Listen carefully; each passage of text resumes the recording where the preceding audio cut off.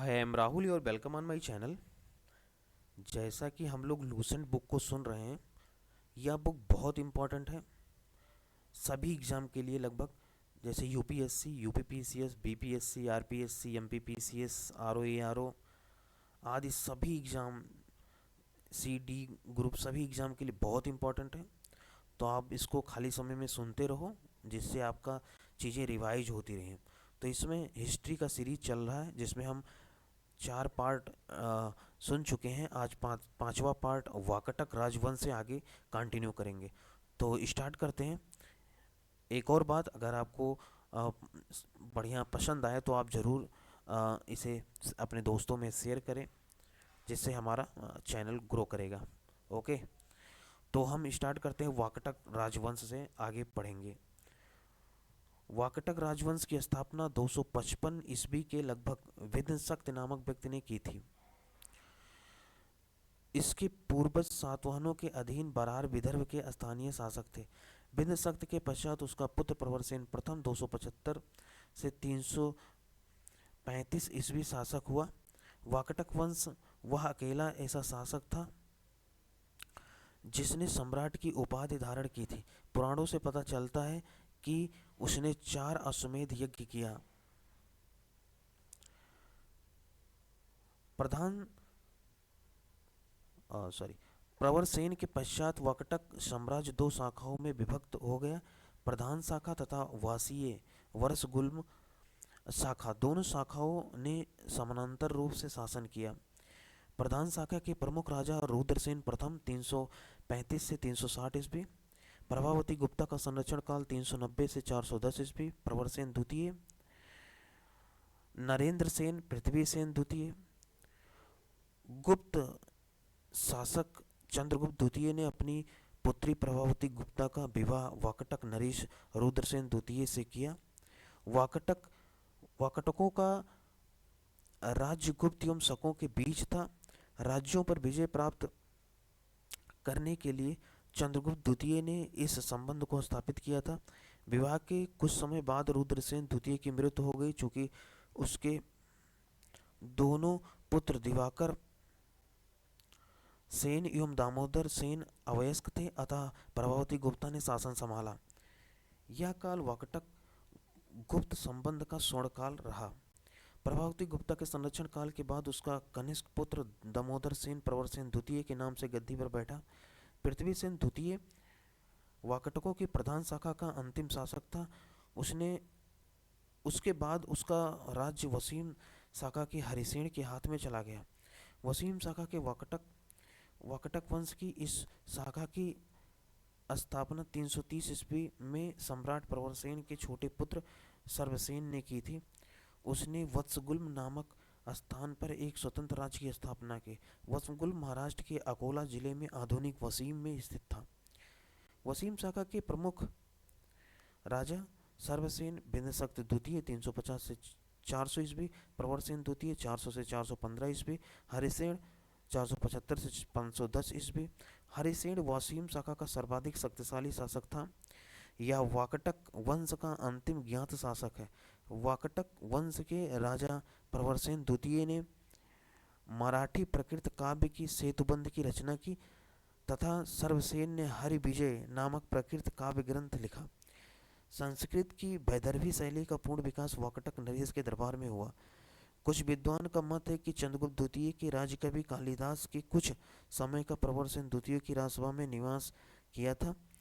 वहां उन्होंने उसके सेतु बंध का संशोधन किया तथा वैदर्भी शैली में अपना काव्य मेघदूत लिखा। वाकटक नरेश ब्राह्मण धर्मावलंबी थे।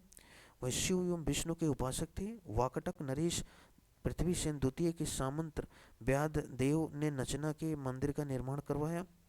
अजंता का 16वां और 17वां गुहा बिहार और 19वीं गुहा चैत्य का निर्माण वाकटकों के शासनकाल में हुआ। अब अगला वंश हम लोग पुष्य भूति वंश या वर्धन वंश को पढ़ेंगे। तो शुरू करते हैं। गुप्त वंश के पतन के बाद जिन नए राजवंशों का उद्भव हुआ, उनमें मैत्रक, मौखरी, पुष्यभूति, परिवर्ती काल और गौड़ प्रमुख हैं। इन राजवंशों में पुष्यभूति वंश के शासकों ने सबसे शक्तिशाली साम्राज्य स्थापित किया। पुष्यभूति वंश के संस्थापक पुष्यभूति था। इनकी राजधानी थानेश्वर हरियाणा प्रांत के कुरुक्षेत्र जिले में स्थित वर्तमान थानेश्वर स्थान थी। प्रभाकर वर्धन इस वंश की स्वतंत्रता का जन्मदाता था तथा प्रथम प्रभावशाली शासक था जिसने परम भाट्यक और महाराजा धीराज जैसी महा सम्मानजनक उपाधियां धारण की। प्रभाकर वर्धन की पत्नी यशोमती ने के दो पुत्र राजवर्धन और हर्षवर्धन तथा एक कन्या राजश्री उत्पन्न हुई। राजश्री का विवाह कन्नौज के मौखरी राजा ग्रहवर्मा के साथ हुआ। मालवा के शासक देवगुप्त ने ग्रहवर्मा की हत्या कर दी और राजश्री को बंदी बनाकर कारागार में डाल दिया। राजवर्धन ने देवगुप्त को मार डाला, परंतु देवगुप्त के मित्र गौड़ नरेश शशांक ने धोखा देकर राजवर्धन की हत्या कर दी। नोट: शशांक शैव धर्म का अनुयायी था। इसने बौद्ध वृक्ष बोधगया को कटवा दिया। राजवर्धन की मृत्यु के बाद 606 ईस्वी में 16 वर्ष की अवस्था में हर्षवर्धन थानेश्वर की गद्दी पर बैठा। हर्ष को शिलादित्य के नाम से भी जाना जाता था। इसने परम भाट्यक नरेश की उपाधि धारण की थी। हर्ष ने शशांक को पराजित करके कन्नौज पर अधिकार कर लिया तथा उसे अपनी राजधानी बनाया। हर्ष और पुलकेशिन द्वितीय के बीच नर्मदा नदी के तट पर युद्ध हुआ जिसमें हर्ष की पराजय हुई। चीनी यात्री ह्वेनसांग के शासनकाल में भारत आया। हर्षवर्धन के शासनकाल में भारत आया। नोट: ह्वेनसांग को यात्रियों में राजकुमार, नीति का पंडित एवं वर्तमान शाक्य मुनि कहा जाता है। वह नालंदा विश्वविद्यालय में पढ़ने एवं बौद्ध ग्रंथ संग्रह करने के उद्देश्य से भारत आया था।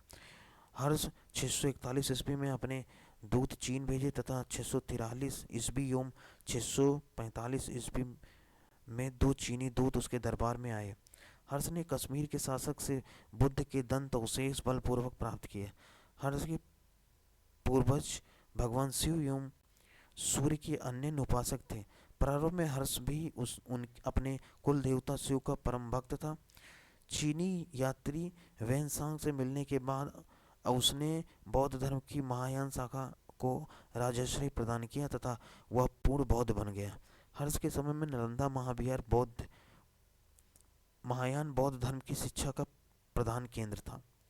हर्ष के समय में प्रयाग में प्रति 5वें वर्ष एक समारोह आयोजित किया जाता था जिसे महामोक्ष परिषद कहा जाता था। ह्वेनसांग स्वयं 6वें समारोह में सम्मिलित हुआ। वाणभट्ट हर्ष के दरबारी कवि थे। उन्होंने हर्षचरित एवं कादम्बरी की रचना की। बाणभट्ट के गुरु भरचू थे। प्रियदर्शिका, रत्नावली तथा नागानंद नामक 3 संस्कृत नाटक ग्रंथों की रचना हर्ष ने की थी। कहा जाता है कि धावक नामक कवि ने हर्ष से पुरस्कार लेकर उसके नाम से तीनों नाटक लिखे दिए। हर्ष को भारत का अंतिम हिंदू सम्राट कहा गया है, लेकिन वह न तो कट्टर हिंदू था और न ही सारे देश का शासक ही। हर्ष के अधीनस्थ शासक महाराज अथवा महासामंत कहे जाते थे। हर्ष के मंत्री को सचिव या अमात्य कहा जाता था। प्रशासन की सुविधा के लिए हर्ष का साम्राज्य कई प्रांतों में विभाजित था। प्रांत को भुक्ति कहा जाता था। प्रत्येक भुक्ति का शासक राजस्थानीय, उपारिक अथवा राष्ट्रीय कहलाता था। भुक्ति का विभाजन जिलों में हुआ था। जिले की संज्ञा थी विषय, जिसका प्रधान विषयपति होता था। विषय के अंतर्गत कई पाठक आधुनिक तहसील होते थे। ग्राम प्रशासन की सबसे छोटी इकाई थी। ग्राम शासन का प्रधान ग्रामाध्यक्ष पटलिक कहा जाता था। पुलिस कर्मियों को चाट या भाट कहा गया है। दंड पाशिक तथा दांडिक पुलिस विभाग के अधिकारी होते थे। अश्व सेना के अधिकारियों को बृहदेश्वर, पैदल सेना के अधिकारियों को बलाधिकृत या महाबलाधिकृत कहा जाता था। हर्षचरित में सिंचाई के साधन के रूप में तुला यंत्र, जल पंप का उपयोग मिलता है। हर्ष के समय मथुरा सूती वस्त्रों के निर्माण के लिए प्रसिद्ध था। नोट: हर्षचरित में प्रांतीय शासक के लिए लोकपाल शब्द आया है। अब हम लोग दक्षिण भारत के प्रमुख राजवंश देखेंगे। तो पहला इसमें देखेंगे पल्लव वंश। पल्लव वंश का संस्थापक सिंह विष्णु 575 से 600 ईस्वी इसकी राजधानी कांची तमिलनाडु में कांचीपुरम थी। वह वैष्णव धर्म का अनुयायी था। सिंह विष्णु ने अवन सिंह की उपाधि धारण की। सिंह विष्णु ने मामल्लपुरम में आदिवराह मंदिर का निर्माण करवाया। किराता अर्जुनियस किराता अर्जुनियम के लेखक भरावी सिंह विष्णु के दरबार में रहते थे। पल्लव वंश के प्रमुख शासक हुए क्रमशः महेंद्र वर्मन प्रथम 600 से 630 ईस्वी, नरसिंह वर्मन प्रथम 630 से 668 ईस्वी, महेंद्र वर्मन द्वितीय 668 से 670 ईस्वी, परमेश्वर वर्मन प्रथम 670 से 700 ईस्वी, नरसिंह वर्मन द्वितीय 700 से 728 ईस्वी, नंदी वर्मन सेकंड 730 से 800 ईस्वी। मत विलास प्रवचन की रचना महेंद्र वर्मन ने की थी। महेंद्र वर्मन शुरू में जैन मतावलंबी था, परंतु बाद में तमिल संत अप्पार के प्रभाव में आकर शैव बन गया था। महाबलीपुरम में एकाश मंदिर जिन्हें रथ कहा गया है का निर्माण पल्लव राजा नरसिंह वर्मन प्रथम के द्वारा करवाया गया था। रथ मंदिरों की संख्या 7 है। रथ मंदिरों में सबसे छोटा द्रौपदी रथ है, जिसमें किसी प्रकार का अलंकरण नहीं मिलता। वातापी कोंड व महामल्ल की उपाधि नरसिंह वर्मन ने धारण की। इसके शासनकाल में चीनी यात्री वेनसांग कांची आया था। परमेश्वर वर्मन प्रथम शैव मतानुयायी था। उसने लोकादित्य, एकमल्ल, रणंजय, अत्यंत काम, उग्रदंड, गुणभाजन आदि की उपाधियां ग्रहण की थी। इसने मामल्लपुरम में गणेश मंदिर का निर्माण करवाया था। परमेश्वर वर्मन प्रथम विद्या प्रेमी भी था और उसने विद्या विनीत की उपाधि भी ली थी। अरबों के आक्रमण के समय पल्लवों का शासक नरसिंह वर्मन सेकंड था। उसने राजाओं में सिंह, आगम प्रिय, शस्त्रों का प्रेमी और शंकर भक्त, शिव का उपासक की उपाधियां धारण की। उसने कांची के कैलाशनाथ मंदिर का निर्माण करवाया, जिसे राज सिद्धेश्वर मंदिर भी कहा जाता है। इसी मंदिर के निर्माण से द्रविड़ स्थापत्य कला की शुरुआत हुई। महाबलीपुरम में सौर मंदिर का निर्माण भी नरसिंह वर्मन सेकंड ने किया। कांची के कैलाशनाथ मंदिर में पल्लव राजाओं और रानियों की आदमकद तस्वीर लगी है। नोट: एलोरा की गुफा संख्या 16 के कैलाशनाथ मंदिर के बाईं दीवार पर 8वीं शताब्दी में बनाई गई आकृति में रावण की कैलाश पर्वत हिलाती हुई दिखाया गया है, जिस पर शिव एवं पार्वती दोनों के साथ विराजमान है लोगों के साथ विराजमान है। 10 कुमार चरित्र के लेखक दंडी नरसिंह वर्मन सेकंड के दरबार में रहते थे। कांची के मुक्तेश्वर मंदिर तथा वैकुंठ पेरुमल मंदिर का निर्माण नंदी वर्मन सेकंड ने कराया। प्रसिद्ध वैष्णव संत तिरुमलई अलवार नंदी वर्मन सेकंड के शासन समकालिक थे। नंदी वर्मन थर्ड शैव मतानुयायी था। उसकी राजसभा में तमिल भाषा का प्रसिद्ध कवि संत पेरुदेवनार निवास करता था, जिसने भारत वेड़वा नामक ग्रंथ की रचना की। पल्लव वंश का अंतिम शासक कुंभवर्मा 948 से 980 था। नोट: पल्लव काल में कवि भारवी की लोकप्रिय रचना किराता अर्जुनियम थी। चोल। अब अगला हम लोग राजवंश पढ़ेंगे। चोल 9वीं शताब्दी में चोल राजवंश पल्लवों के ध्वंसावशेषों पर स्थापित हुआ। इस वंश के संस्थापक विजयालय 650 से 87 ईस्वी थे, जिसकी राजधानी तंजाय यानी तंजौर या तंजावुर था। तंजावुर का वास्तुकार कुंजर मल्लन राजराज पेरू थच्चन था। विजयालय ने नरकेसरी की उपाधि धारण की और निशुंभ सूदिनी देवी का मंदिर बनवाया। चोलों का स्वतंत्र राज्य आदित्य प्रथम ने स्थापित किया। पल्लव पर विजय पाने के उपरांत आदित्य प्रथम ने कोदंड राम की उपाधि धारण की। तक्कोलम के युद्ध में राष्ट्रकूट नरेश कृष्ण थर्ड ने परांतक फर्स्ट को पराजित किया। इस युद्ध में परांतक वन का बड़ा लड़का राजादित्य मारा गया। राजराज प्रथम ने श्रीलंका पर आक्रमण किया। वहां के राजा महिम फिफ्थ को भागकर श्रीलंका के दक्षिण जिला रोहण में शरण लेनी पड़ी। राजराज फर्स्ट श्रीलंका के विजित प्रदेशों को चोल साम्राज्य का एक नया मुंडचोल मंडलम राजधानी पोल्लनरुवा बनाया। राजराज फर्स्ट शैव धर्म का अनुयायी था। इसने तंजौर में राजराजेश्वर का शिव मंदिर बनाया। चोल साम्राज्य का सर्वाधिक विस्तार राजेंद्र प्रथम के शासनकाल में हुआ। बंगाल के पाल शासक महिपाल को पराजित करने के बाद राजेंद्र प्रथम ने गंगैकोंड चोल की उपाधि धारण की और नवीन राजधानी गंगैकोंड चोलपुरम के निकट चोल गंगम नामक विशाल तालाब का निर्माण करवाया। चोल काल में भूमि के प्रकार: बेल्लन वगई गैर ब्राह्मण किसान स्वामी की भूमि, ब्रह्मदेयी ब्राह्मणों को उपहार में दी गई भूमि, साला भोग किसी विद्यालय के रखरखाव की भूमि, देवदान या तिरुन मट्ट इक्कनी मंदिर को उपहार में दी गई भूमि, पच्चीचंदम जैन संस्थानों को दान में दी गई भूमि। नोट: गजनी का सुल्तान महमूद राजेंद्र प्रथम का समकालीन था। राजेंद्र सेकंड ने प्रकेशरी की एवं वीर राजेंद्र ने राजकेशरी की उपाधि धारण की। चोल वंश का अंतिम राजा राजेंद्र थर्ड था। चोलों एवं पश्चिमी चालुक्य के बीच शांति स्थापित करने में गोवा के कदम शासक जयकेश प्रथम ने मध्यस्थ की भूमिका निभाई थी। विक्रम चोल अभाव एवं अकाल से ग्रस्त गरीब जनता से राजस्व वसूल कर चिदम्बरम मंदिर का विस्तार करवा रहा था। कुलोत्तुंग सेकंड ने चिदम्बरम मंदिर में स्थित गोविंद राज विष्णु की मूर्ति को समुद्र में फेंकवा दिया। कालांतर में वैष्णव आचार्य रामानुजाचार्य ने उक्त मूर्ति का पुनरुद्धार किया और उसे तिरुपति के मंदिर में प्राण प्रतिष्ठित किया। चोल प्रशासन में भाग लेने वाले उच्च अधिकारियों को पेरुंद्रम एवं निम्न श्रेणी के पदाधिकारियों को सिरुनंद्रम कहा जाता था। लेखों में कुछ उच्च अधिकारियों को उड़न कूटम कहा गया है, जिसका अर्थ है सदा राजा के पास रहने वाला अधिकारी। संपूर्ण चोल साम्राज्य 6 मंडलमों प्रांत में विभक्त था।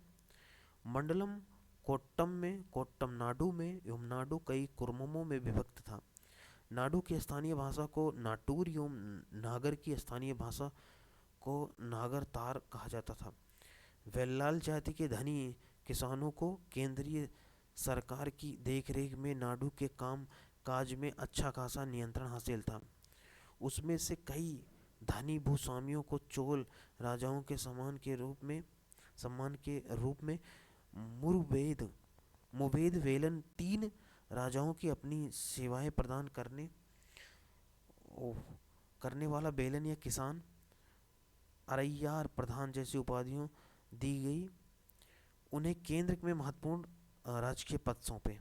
स्थानीय स्वशासन चोल प्रशासन की मुख्य विशेषता थी और सर्वसाधारण लोगों की समिति थी, जिसका कार्य होता था सार्वजनिक कल्याण के लिए तालाबों और बगीचों के निर्माण हेतु गांव की भूमि का अधिग्रहण करना।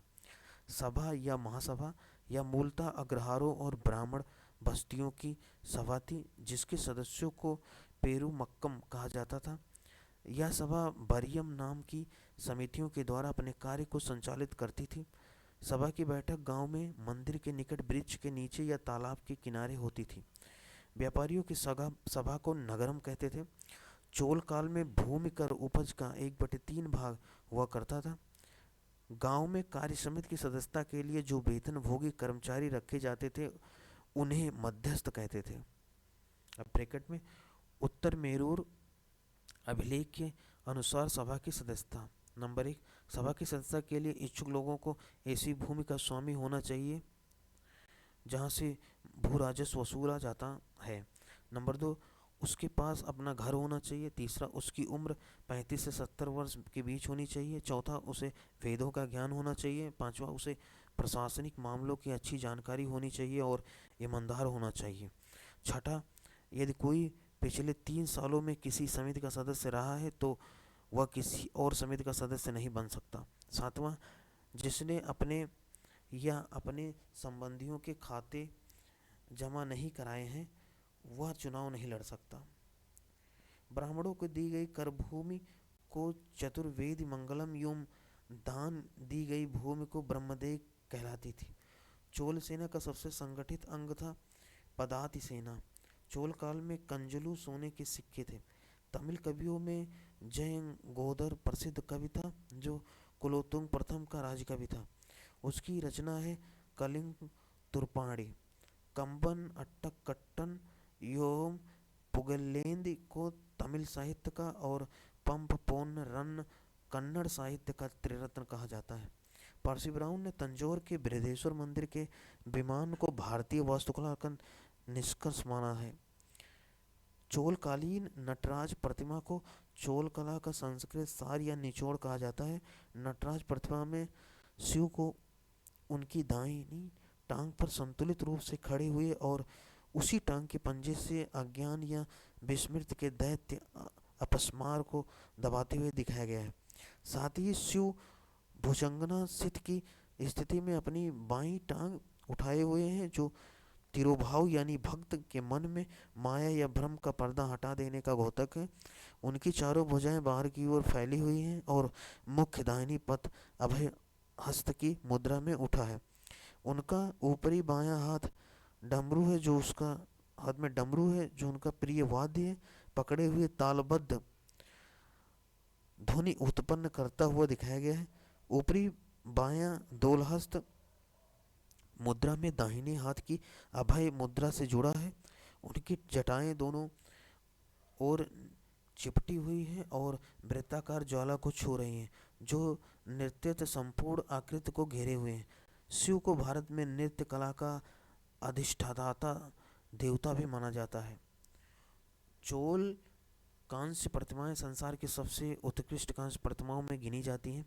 कांस्य प्रतिमाएं बनाने की कला के संरक्षक के रूप में चोल वंशीय विधवा महारानी शंबियान महादेवी का नाम विशेष रूप से उल्लेखनीय है। शैव संत ईशान शिव पंडित राजेंद्र फर्स्ट के गुरु थे। चोल काल 10वीं शताब्दी का सबसे महत्वपूर्ण बंदरगाह कावेरी पट्टनम था। बहुत बड़ा गांव जो एक इकाई के रूप में शासित किया जाता था तनियार कहलाता था। उत्तर मेरूर शिलालेख जो सभा संस्था का विस्तृत वर्णन उपस्थित करता था, परांतक प्रथम के शासनकाल में संबंधित था। चोलों की राजधानी कालक्रम के अनुसार थी उरैयूर, तंजौर, गंगैकोंड, चोलपुरम एवं कांची। चोल काल में सड़कों की देखभाल बगान समिति करती थी। चोल काल में आम वस्तुओं के आदान प्रदान का आधार धान था। चोल काल के विशाल व्यापारी समूह निम्न थे: वोलेंजियार, नानादेशी एवं मणिग्रामम। विष्णु के उपासक अलवार एवं शिव के उपासक नयनार संत थे। अब हम लोग चालुक्य वंश को देखेंगे।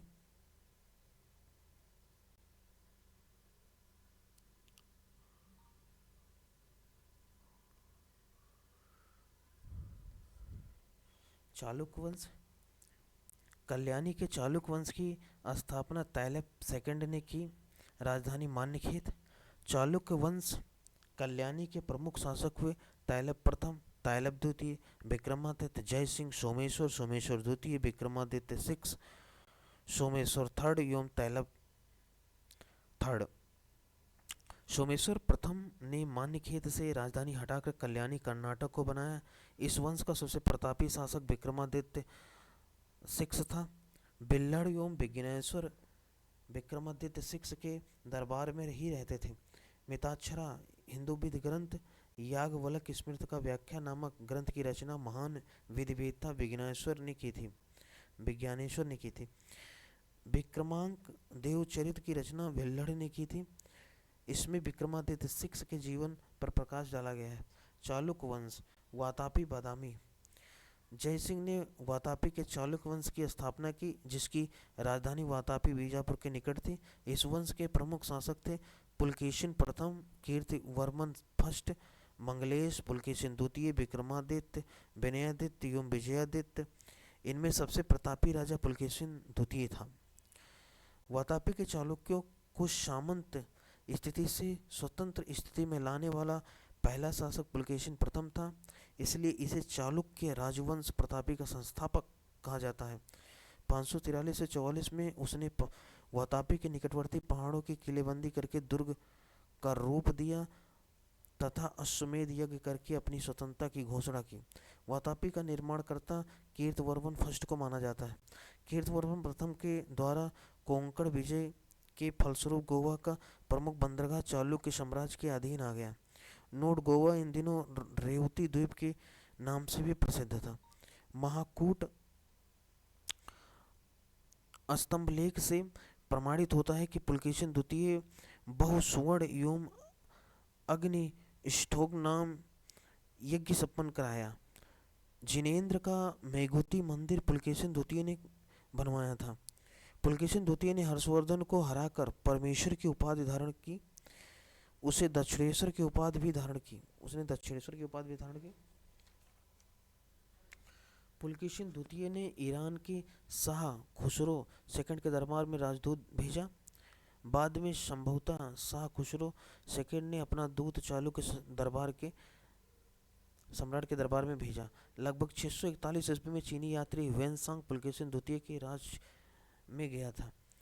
पल्लव वंशी शासक नरसिंह वर्मन प्रथम ने पुलकेशिन द्वितीय को लगभग 642 ईस्वी में परास्त किया और उसकी राजधानी बादामी पर अधिकार कर लिया। संभवतः इसी युद्ध में पुलकेशिन द्वितीय मारा गया। इसी विजय के बाद नरसिंह वर्मन ने वातापी कोंड की उपाधि धारण की। ऐहोल अभिलेख का संबंध पुलकेशिन द्वितीय से है। लेखक रवि कीर्ति। अजंता के एक गुहा चित्र में फारसी दूत मंडल को स्वागत करते हुए पुलकेशिन द्वितीय को दिखाया गया है। मालवा को जीतने के बाद विनयादित्य ने शकलोत्तर पथनाथ की उपाधि धारण की। विक्रमादित्य सेकंड के शासनकाल में ही दक्कन में अरबों ने आक्रमण किया।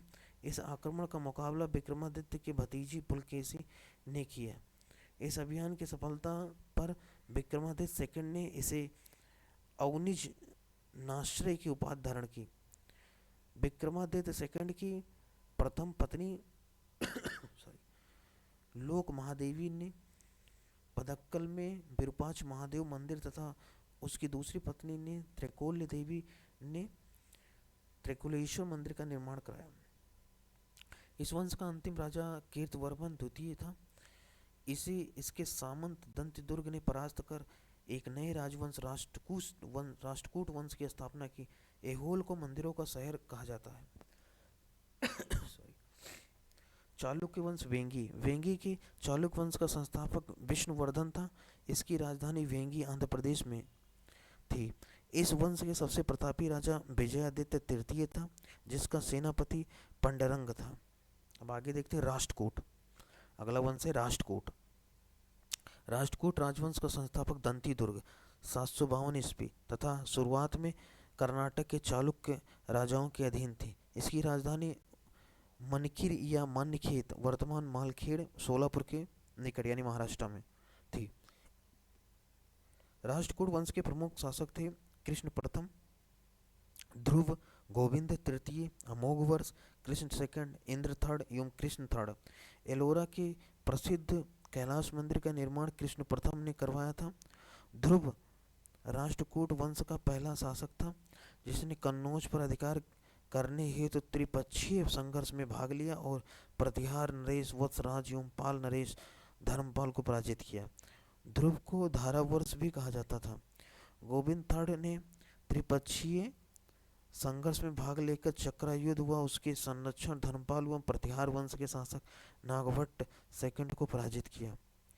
पल्लव, पांड्य, केरल व गंग शासकों के संघ को गोविंद थर्ड ने नष्ट कर दिया। अमोघवर्ष जैन धर्म का अनुयायी था। इसने कन्नड़ में कविराज मार्ग की रचना की।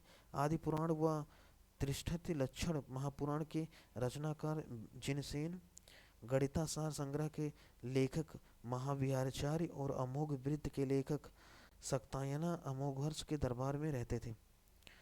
अमोघवर्ष ने तुंगभद्रा नदी में जल समाधि देकर अपने जीवन का अंत किया। इंद्र थर्ड के शासनकाल में अरब निवासी अल-मसूदी भारत आया। इसने तत्कालीन राष्ट्रकूट शासकों को भारत का सर्वश्रेष्ठ शासक कहा। राष्ट्रकूट वंश का अंतिम महान शासक कृष्णधर था।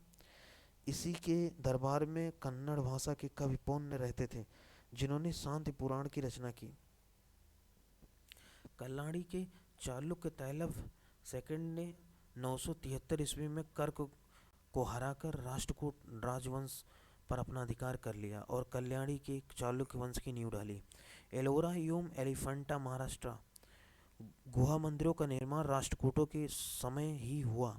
एलोरा में 34 शैलकृत गुफाएं हैं, जिनमें 1 से लेकर 12 तक बौद्धों, 13 से लेकर 29 तक हिंदुओं एवं 30 से लेकर 34 तक जैनों की गुफाएं हैं।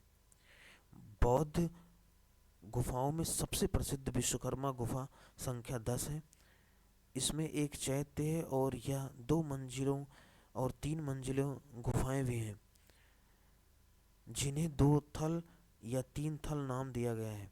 एलोरा की गुफा 15 में विष्णु को नरसिंह अर्थात पुरुष सिंह के रूप में दिखलाया गया है। नोट: एलोरा गुफाओं का सर्वप्रथम उल्लेख फ्रांसीसी यात्री थेविनेट ने 17वीं शताब्दी में किया था। राष्ट्रकूट शैव, वैष्णव, शाक्त संप्रदायों के साथ साथ जैन धर्म के भी उपासक थे। राष्ट्रकूटों ने अपने राज्यों में मुसलमान व्यापारियों को बसने तथा इस्लाम के प्रचार की स्वीकृति दी थी। यादव वंश। देवगिरी के यादव वंश की स्थापना भिल्लम पंचम ने की थी। इसकी राजधानी देवगिरी थी। इस वंश का सबसे प्रतापी राजा सिंधड़ 1210 से 1246 था। इस वंश का अंतिम स्वतंत्र शासक रामचंद्र था, जिसने अलाउद्दीन के सेनापति मलिक काफूर के सामने आत्मसमर्पण किया। संगीत शास्त्री सारंगदेव राजा सिंधन के दरबारी थे, जिन्होंने संगीत रत्नाकर नामक ग्रंथ की रचना की। होयसाल वंश। द्वार समुद्र के होयसाल वंश की स्थापना विष्णुवर्धन ने की थी। होयसाल वंश यादव वंश की एक शाखा थी। बेलूर में चेन्ना केशव मंदिर का निर्माण विष्णुवर्धन ने 1117 में किया था। होयसाल वंश का अंतिम शासक वीर बल्लाल तृतीय था, जिसे मलिक काफूर ने हराया था।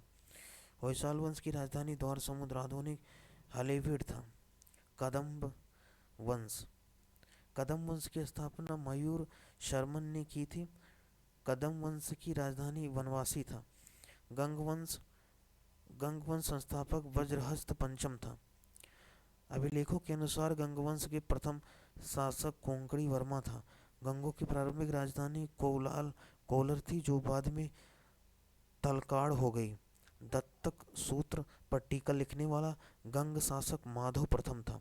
काकतीय वंश का संस्थापक वीटा प्रथम था, जिसने नलगोंडा हैदराबाद में एक छोटे से राज्य का गठन किया, जिसकी राजधानी अमनकोंड थी। इस वंश का सबसे शक्तिशाली शासक गणपति था। रुद्रमा देवी गणपति की बेटी थी, जिसने रुद्र देव महाराज का नाम ग्रहण किया, जिसने 35 वर्ष तक शासन किया। गणपति ने अपनी राजधानी वारंगल में स्थानांतरित कर ली। इस वंश का अंतिम शासक प्रतापरुद्र 1295 से 1323 ईस्वी था। रायगज केसरी एवं दया गज केसरी काकतीय वंश की उपाधियां हैं। दया केसरी की उपाधि काकतीय राजा प्रतापरुद्र को दी गई थी। रायगज केसरी की उपाधि रुद्रमा देवी की थी। यह उपाधि उन्हें अपने पिता से मिली थी।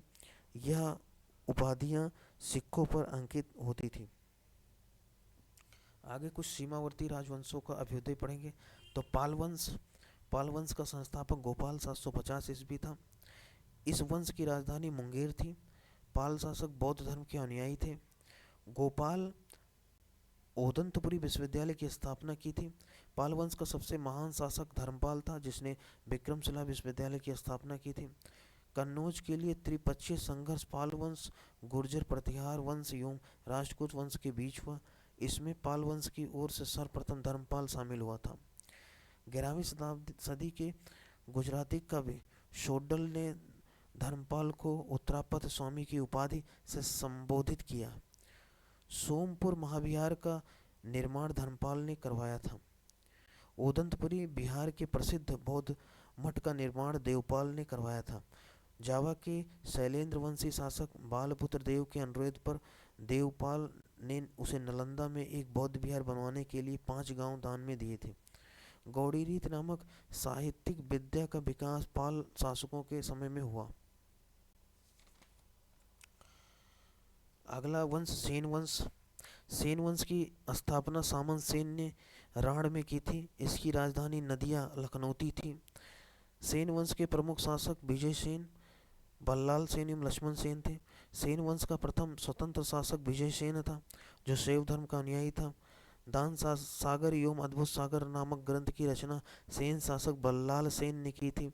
अद्भुत सागर को लक्ष्मण सेन ने पूर्ण रूप दिया था। लक्ष्मण सेन की राजभाषा में गीत गोविंद के लेखक जयदेव, पवन दूत के लेखक धोई एवं ब्राह्मण सर्वस्व के लेखक हल्लादेव रहते थे। हल्ला युद्ध लक्ष्मण सेन का प्रधान न्यायाधीश एवं मुख्य मंत्री था। विजय सेन ने देवपाड़ा में प्रमोदनेश्वर मंदिर, शिव की विशाल मंदिर की स्थापना की। सेन राजवंश प्रथम राजवंश था जिसने अपना अभिलेख सर्वप्रथम हिंदी में उत्कीर्ण करवाया। लक्ष्मण सेन बंगाल का अंतिम हिंदू शासक था। कश्मीर के राजवंश। कश्मीर पर शासन करने वाले शासक वंश कालक्रम में इस प्रकार थे: कारकोट वंश, उसके बाद उत्पल वंश, उसके बाद लोहार वंश, यानी कि लोहार वंश सबसे अंतिम में थे। 627 ईस्वी में दुर्लभ वर्धन नामक व्यक्ति ने कश्मीर में कारकोट वंश यानी कि हिंदू वंश की स्थापना की थी। वैनसांग ने उसके शासनकाल में कश्मीर की यात्रा की। कारकोट वंश का सबसे शक्तिशाली राजा ललितादित्य मुक्तापीड था। कश्मीर का मार्तंड मंदिर का निर्माण ललितादित्य मुक्तापीड के द्वारा करवाया गया था। कारकोट वंश के बाद कश्मीर का उत्पल वंश का शासन हुआ। इस वंश का संस्थापक अवंती वर्मन था। अवंतीपुर नामक नगर की स्थापना अवंती वर्मन ने की थी। अवंती वर्मन के अभियंता सुई ने सिंचाई के लिए नहरों का निर्माण करवाया। 980 ईस्वी में उत्पल वंश की रानी दिद्दा एक महत्वाकांक्षी शासिका थे। तो याद रखना, दिद्दा किस वंश की थी? तो वो उत्पल वंश की थी। उत्पल वंश के बाद कश्मीर पर लोहार वंश का शासन हुआ। लोहार वंश का संस्थापक संग्राम राज था। संग्राम राज के बाद अनंत राजा हुआ। इसकी पत्नी सूर्यमती ने प्रशासन को सुधारने में उसकी सहायता की। लोहार वंश का शासक हर्ष विद्वान कवि तथा कई भाषाओं का ज्ञाता था। कल्लड़ हर्ष का आश्रित कवि था। जय सिंह लोहार वंश का अंतिम शासक था, जिसने 1128 ईस्वी में 1155 तक 1128 से 1155 तक शासन किया। जय सिंह के शासन के साथ ही कल्हड़ की राजतरंगिणी का विवरण समाप्त हो जाता है। कामरूप का वर्मन वंश। 4वीं शताब्दी के मध्य कामरूप में वर्मन वंश का उदय हुआ। इस वंश की प्रतिष्ठा का संस्थापक पुष्यवर्मन था। इसकी राजधानी प्राग ज्योतिष नामक स्थान पर थी। कालांतर में कामरूप पाल साम्राज्य का एक अंग बन गया। अब आगे देखते हैं राजपूत राजवंशों की उत्पत्ति। तो उसमें पहला है गुर्जर प्रतिहार वंश। मालवा शासक नागभट्ट प्रथम गुर्जर प्रतिहार वंश का संस्थापक था। नागभट्ट सेकंड को राष्ट्रकूट सम्राट गोविंद थर्ड ने हराया था। प्रतिहार वंश का सर्वाधिक शक्तिशाली व प्रतापी राजा मिहिर भोज था। इसने अपनी राजधानी कन्नौज में बनाई थी। यह विष्णु भक्त था। उसने विष्णु के सम्मान में आदि वराह की उपाधि ग्रहण की। राजशेखर प्रतिहार शासक महेंद्रपाल के दरबार में रहते थे। इस वंश का अंतिम शासक यशपाल 1036 ईस्वी था। दिल्ली नगर की स्थापना तोमर नरेश अनंगपाल ने 11वीं सदी के मध्य में की। नोट: अरबी यात्री सुलेमान प्रतिहार राजा वत्सराज के शासनकाल में भारत आया। अगला वंश गढ़वाल या राठौर राजवंश। गढ़वाल वंश का संस्थापक चंद्रदेव था। इसकी राजधानी वाराणसी थी। इस वंश का सर्वाधिक शक्तिशाली राजा गोविंद चंद था। इसका मंत्री लक्ष्मीधर शास्त्रों का प्रकांड पंडित था, जिसने कृत्य कल्पतरु नामक ग्रंथ की रचना की थी। गोविंद चंद्र की एक रानी कुमार देवी ने सारनाथ में धर्मचक्र जिन बिहार बनवाई। पृथ्वीराज थर्ड ने स्वयंवर में जयचंद की पुत्री संयोगिता का अपहरण कर लिया था स्वयंवर से। इस वंश का अंतिम शासक जयचंद था, जिसे गोरी ने 1194 ईस्वी में चंदावर के युद्ध में मार डाला। चहमान या चौहान वंश। चौहान वंश का संस्थापक वासुदेव था।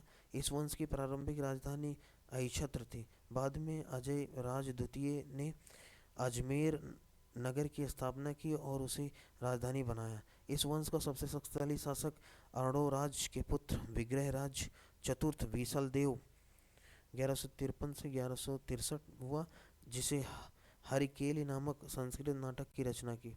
सोमदेव विग्रहराज 4 के राजकवि थे। इन्होंने एक ललित विग्रह राज्य नामक नाटक लिखी। 2.5 दिन का झोपड़ा नामक मस्जिद शुरू में विग्रह राज फोर द्वारा निर्मित एक विद्यालय था। पृथ्वीराज थर्ड इस वंश का अंतिम शासक था। चंद्रवरदायी पृथ्वीराज तृतीय का राजकवि था, जिसकी रचना पृथ्वीराज रासो रणथंभौर के जैन मंदिर का शिखर पृथ्वीराज थर्ड ने बनवाया था। तराइन का प्रथम युद्ध 1151 में हुआ, जिसमें पृथ्वीराज तृतीय की विजय एवं गौरी की हार हुई। तराइन के द्वितीय युद्ध 1192 में, जिसमें गौरी की विजय एवं पृथ्वीराज तृतीय की हार हुई। परमार वंश। परमार वंश का संस्थापक उपेंद्र राज था। इसकी राजधानी धारा नगरी थी। प्राचीन राजधानी उज्जैन। परमार वंश का सर्वाधिक शक्तिशाली शासक राजा भोज था। राजा भोज ने भोपाल के दक्षिण में भोजपुर नामक झील का निर्माण करवाया। नैषधीय चरित्र के लेखक श्रीहर्ष व प्रबंध चिंतामणि के लेखक मेरुतुंग थे। राजा भोज ने चिकित्सा, गणित एवं व्याकरण पर अनेक ग्रंथ लिखे। भोजकृत युक्त कल्प तरु में वास्तुशास्त्र के साथ साथ विविध वैज्ञानिक यंत्रों व उनके उपयोग का उल्लेख है। नौ सहसा चरित्र के रचयिता पद्मगुप्त, दशरूपक के रचयिता धनंजय, धनिक, हल्लायुद्ध एवं अमित गति जैसे विद्वान शाकपति मुंज के दरबार में रहते थे। कविराज की उपाधि में से विभूषित शासक था राजा भोज। भोज ने अपनी राजधानी में सरस्वती मंदिर का निर्माण करवाया था। इस मंदिर के परिसर में संस्कृत विद्यालय भी खोला गया था। राजा भोज के शासन काल में धारा नगरी विद्या व विद्वानों का प्रमुख केंद्र थी। इसने चित्तौड़ में त्रिभुवन नारायण मंदिर का निर्माण करवाया। भोजपुर नगर की स्थापना राजा भोज ने की थी। परमार वंश के बाद तोमर वंश का, उसके बाद चौहान वंश का और अंततः 1297 ईस्वी में अलाउद्दीन खिलजी के सेनापति नसरत खां और उलुग खां ने मालवा पर अधिकार कर लिया। अगला वंश है चंदेल वंश। प्रतिहार साम्राज्य के पतन के बाद बुंदेलखंड की भूमि पर चंदेल वंश का स्वतंत्र राजनीतिक इतिहास प्रारंभ हुआ। बुंदेलखंड का प्राचीन नाम जेजाक भुक्ति है। चंदेल वंश का संस्थापक नन्नुक 831 ईस्वी था। इसकी राजधानी खजुराहो थी। प्रारंभ में इसकी राजधानी कलिंजर महोबा थी। राजा धंग ने अपनी राजधानी कलिंजर से खजुराहो में स्थानांतरित की थी। चंदेल वंश का प्रथम स्वतंत्र एवं सबसे प्रतापी राजा यशुवर्मन था। यशुवर्मन ने कन्नौज पर आक्रमण कर प्रतिहार राजा देवपाल को हराया तथा उससे एक विष्णु की प्रतिमा प्राप्त की, जिसे उसने खजुराहो के मंदिर में स्थापित की। धंग ने जिन्ननाथ, विश्वनाथ एवं वैद्यनाथ मंदिर के निर्माण करवाया। कंदरिया महादेव मंदिर का निर्माण धंगदेव द्वारा 999 ईस्वी में किया। धंग ने गंगा यमुना के संगम में शिव की आराधना करते हुए अपने शरीर का त्याग किया। चंदेल शासक विद्याधर ने कन्नौज के प्रतिहार शासक राज्यपाल की हत्या कर दी, क्योंकि उसने महमूद के आक्रमण का सामना किए बिना ही आत्मसमर्पण कर दिया था। विद्याधर ही अकेला एक ऐसा भारतीय नरेश था जिसने महमूद गजनी की महत्वाकांक्षाओं का सफलतापूर्वक प्रतिरोध किया। चंदेल शासक कीर्तिवर्मन की राज्यसभा में रहने वाले कृष्ण मिश्र ने प्रमोघ चंद्रोदय की रचना की थी। इन्होंने महोबा के समीप कीर्तिसागर नामक जलाशय का निर्माण किया। अलाउद्दीन दो सेनानायक परम द्रविड़ों के दरबार में रहते थे, जिन्होंने पृथ्वीराज चौहान के साथ युद्ध करते हुए अपनी जान गंवाई थी। चंदेल वंश का अंतिम शासक परम देव ने 1202 में कुतुबुद्दीन ऐबक की अधीनता स्वीकार कर ली। इस पर उसके मंत्री अजय देव ने उसकी हत्या कर दी। ब्रैकेट में नोट, चंदेल वंश के शासक यशुवर्मन ने 954 ईस्वी में लक्ष्मण मंदिर की निर्माण करवाया था। इस मंदिर की योजना पंचायतन किस्म की है। एक अर्धमंडप, एक मंडप, एक महामंडप, विमान सहित गर्भगृह। हर हिस्से की अपनी अलग छत है और पीछे की ओर उठी हुई है। गर्भगृह की बाहरी दीवारों और प्रदक्षिणा पथ की बाहरी एवं भीतरी दीवारें प्रतिमाओं से सजी हुई है। बाहरी दीवारें अनेक देवी देवताओं की प्रतिमाओं तथा कामोद्दीप आकृतियों से सुसज्जित हैं। खजुराहो की खजुराहो के मंदिर अपनी कामुक प्रतिमाओं के लिए प्रसिद्ध हैं। मंदिर के चारों कोनों पर देवालय बने हैं, जिनमें 3 देवालयों में विष्णु की और एक से सूर्य की प्रतिमा है, जिसे देवालय की छत पर अपनी केंद्रीय प्रतिमा से पहचाना जा सकता है। अब अगला वंश सोलंकी वंश या गुजरात के चालुक्य शासक। सोलंकी वंश का संस्थापक मूलराज प्रथम था। इसकी राजधानी अहिल्यावाड़ थी। मूलराज प्रथम शैव धर्म का अनुयायी था। भीम प्रथम के शासनकाल में महमूद गजनी ने सोमनाथ मंदिर पर आक्रमण किया। भीम प्रथम के सामंत बिमल ने आबू पर्वत पर दिलवाड़ा का जैन मंदिर बनवाया। सोलंकी वंश का प्रथम शक्तिशाली शासक जयसिंह सिद्धराज था। प्रसिद्ध जैन विद्वान हेमचंद जयसिंह सिद्धराज के दरबार में था। माउंट आबू पर्वत राजस्थान पर एक मंडप बनाकर जयसिंह सिद्धराज ने अपनी 7 पूर्वजों को गजारोही मूर्तियों की स्थापना की। मोढेरा के सूर्य मंदिर का निर्माण सोलंकी राजाओं के शासनकाल में हुआ था। सिद्धपुर में रुद्र महाकाल के मंदिर का निर्माण जयसिंह सिद्धराज ने किया था। सोलंकी शासक कुमारपाल जैन मतानुयायी था। वह जैन धर्म के अंतिम राजकीय प्रवर्तक के रूप में प्रसिद्ध है। सोलंकी वंश का अंतिम शासक भीम द्वितीय था। भीम द्वितीय के एक सामंत लवण प्रसाद ने गुजरात में बघेल वंश की स्थापना की। बघेल वंश का कर्ण द्वितीय गुजरात का अंतिम हिंदू शासक था। इसने अलाउद्दीन खिलजी की सेनाओं का मुकाबला किया था। आगे कलचुरी चेदी राजवंश। कलचुरी वंश का संस्थापक कोल्लल था। इसकी राजधानी त्रिपुरी थी। कलचुरी वंश का एक शक्तिशाली शासक गंगे देव था, जिसने विक्रमादित्य की उपाधि धारण की। पूर्व मध्यकाल में स्वर्ण सिक्कों के विलुप्त हो जाने के पश्चात उन्होंने सर्वप्रथम इसे प्रारंभ करवाया। कलचुरी वंश का सबसे महान शासक कर्णदेव था, जिसने कलिंग पर विजय प्राप्त की और त्रिकलिंगाधिपति की उपाधि धारण की। प्रसिद्ध कविराज शेखर कलचुरी के दरबार में ही रहते थे। अगला वंश सिसोदिया वंश। सिसोदिया वंश के शासक अपने को सूर्यवंशी कहते थे, जो मेवाड़ पर शासन करते थे। मेवाड़ की राजधानी चित्तौड़ थी। अपनी विजयों के उपलक्ष्य में विजय स्तंभ का निर्माण राणा कुंभा ने चित्तौड़ में करवाया। खतौली का युद्ध 1518 में राणा सांगा व इब्राहिम लोदी के बीच हुआ। तो इस प्रकार ये पार्ट 5 कंप्लीट होता है और इसमें हम लोग एंशिएंट हिस्ट्री को कंप्लीट किए हैं। 1, 2, 3, 4 एंड 5 जो हिस्ट्री के पार्ट हैं, इसमें एंशिएंट इंडिया है। तो ये याद रखना, रिवाइज के लिए ऐसे ही रिवाइज करना।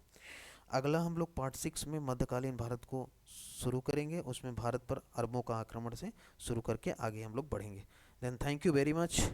आपको अगर पसंद आए तो आप ज़रूर इसको शेयर करें अपने दोस्तों के बीच। Thank you.